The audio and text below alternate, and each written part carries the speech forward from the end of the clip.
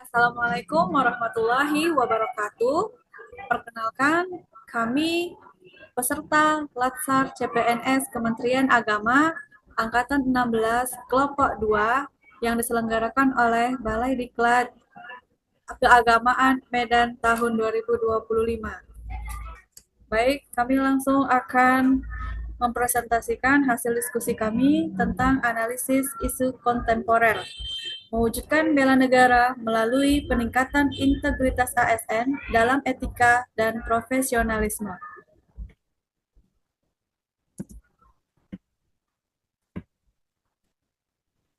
Perkenalkan, teman saya Yurmiana Marlina Hasibuan SPD, Vina Fadilah S.Hum, saya sendiri Rizky Novitasari SPD, Ikhwani Sofa SE, dan Syahrial Mukhlis Tambunan SPD. Untuk penjelasan selanjutnya akan dijelaskan oleh teman kami yang berikutnya. Pada teman kami, silahkan.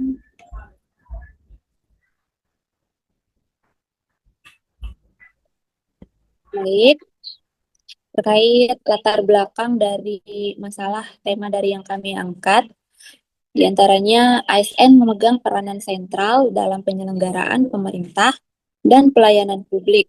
Bela negara tidak lagi semata-mata dimaknai dalam konteks militeristik, melainkan mencakup upaya menjaga kedaulatan negara melalui kinerja dan integritas dalam menjalankan tugas sebagai abdi negara.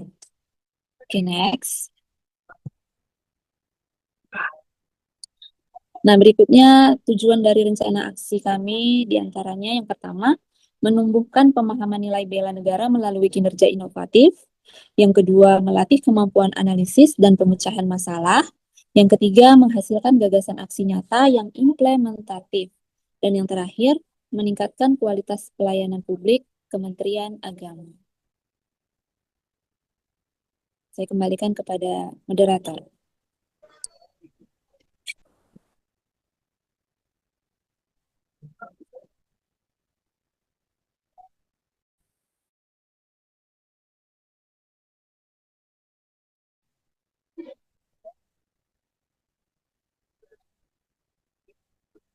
Baik, selanjutnya identifikasi masalah.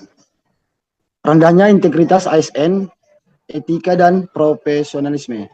Yang kedua, kurangnya peran ASN sebagai mediator di tengah masyarakat. Selanjutnya yang ketiga, kurangnya literasi digital dan kesadaran ASN tentang informasi hoaks dan ujaran kebencian. Selanjutnya untuk menambahkan teman saya.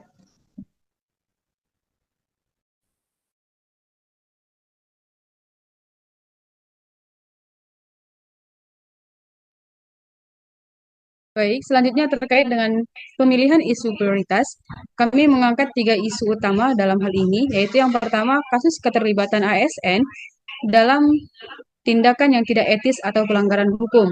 Yang kedua, kasus sengketa pendirian rumah ibadah. Dan yang ketiga, maraknya informasi hoax dan ujaran kebencian di media sosial. Yang mana kami menggunakan indikator penilaian APKL yang hasilnya setelah kami melakukan indikator ini, maka menunjukkan bahwa kasus keterlibatan ASN dalam tindakan yang tidak etis atau pelanggaran hukum ini mendapatkan nilai tertinggi, sehingga isu inilah yang akan kami angkatkan dan akan kami jelaskan. Next. Kemudian terkait dengan analisis akar permasalahan, kami mengangkat diagram fishbone di sini yang terdiri dari surrounding, system, skill, dan supplier. Yang mana pada surrounding terdiri dari lingkungan kerja yang tidak kondusif, tekanan ekonomi dan keuangan, dan kurangnya kesadaran serta pendidikan. Maka hal inilah yang mendasari seorang ASN itu melakukan hal yang tidak sepatutnya seperti yang telah kami angkatkan berdasarkan isu. Kemudian juga begitu juga yang bagian sistem, sistem pengawasan dan pengendalian yang tidak efektif, kemudian sistem penghargaan dan tidak efektif, serta kurangnya transparansi dan akuntabilitas dalam sistem pemerintahan. Kemudian pada skill ini, menunjukkan bahwa kurangnya keterampilan dan kompetensi, kurangnya kesadaran dan pendidikan, kurangnya kemampuan ASN dalam mengolah tekanan dan stres, dan yang terakhir pada supplier, kurangnya seleksi dan pengawasan yang efektif dalam proses rekrutmen, kemudian kurangnya pelatihan dan pengembangan kompetensi ASN, dan terakhir yaitu peran pimpinan dan manajemen yang tidak efektif dalam mengawasi serta mengontrol perilaku ASN, sehingga menimbulkan dan mendapatkan kesimpulan bahwa dikembalikan kepada Mbak.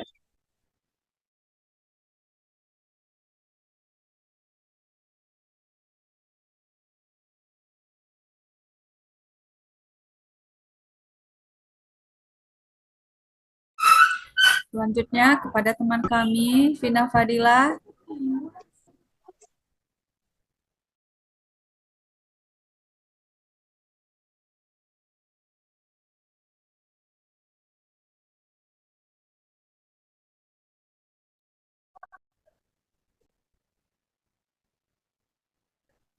Oke, selanjutnya ada solusi dan upaya internal. Solusi internal yang pertama ada meningkatkan kesadaran pendidikan tentang etika dan integritas dalam lingkungan kerja ASN. Yang kedua, keempat, mengembangkan upaya pencegahan dan penanganan yang efektif untuk mengatasi isu ini dan mencegah perkembangannya.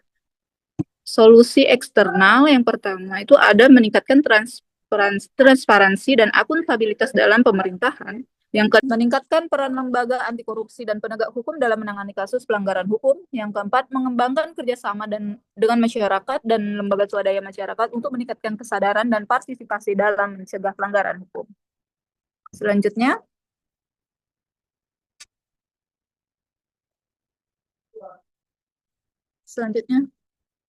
next, moderator.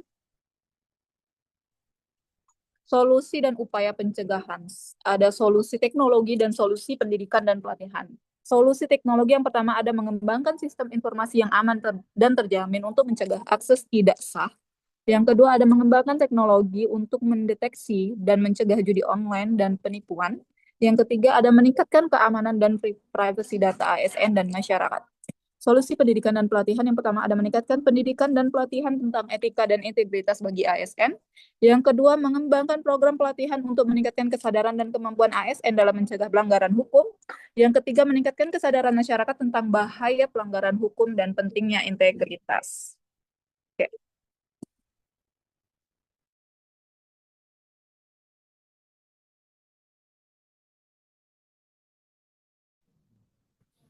Baik, intisari dari hasil diskusi kami tadi, yang pertama, kerusakan kepercayaan masyarakat, keterlibatan ASN dalam tindakan pelanggaran hukum dapat merusak kepercayaan masyarakat terhadap pemerintah dan lembaga publik. Yang kedua, dampak negatif pada reputasi. Keterlibatan ASN dalam tindakan pelanggaran hukum dapat menyebabkan dampak negatif pada reputasi pemerintah dan lembaga publik. Yang ketiga, perlu penanganan yang cepat dan efektif. Perlu penanganan yang cepat dan efektif untuk mengatasi isu ini dan mencegah perkembangannya. Yang keempat, pentingnya integritas dan profesionalitas